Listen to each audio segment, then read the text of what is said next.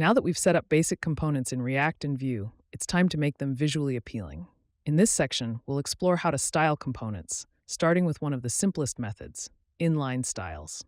Styling is key to building visually engaging applications, and both React and Vue provide flexible ways to do it. Let's dive in. First, let's see how inline styles work in React.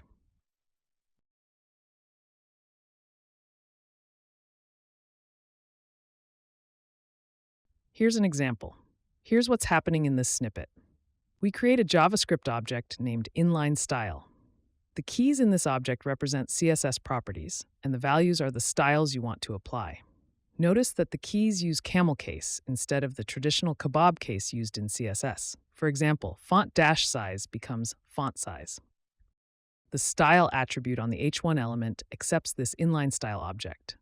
React automatically converts the object into valid CSS and applies it to the element. This approach is useful for dynamically setting styles based on component state or props. For instance, you could change the color property based on a user interaction. Now, let's look at how Vue handles inline styles.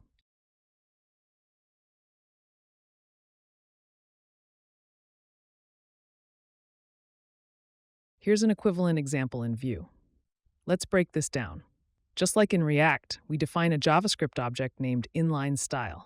The syntax for CSS properties and their values is the same. In Vue, we use the :style directive to bind the inline_style object to the style attribute of the h1 element. The colon is shorthand for vbind, which tells Vue to bind the value dynamically.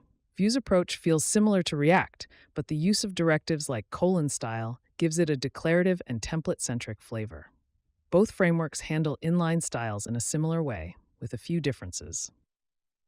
React uses camel case for CSS property names, while Vue accepts either camel case or kebab case, though camel case is more common when working with JavaScript objects.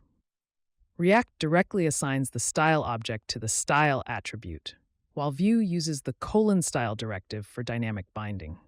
Both approaches are powerful for dynamic styling. For instance, you can use conditional logic to modify styles based on user actions or application state in both frameworks.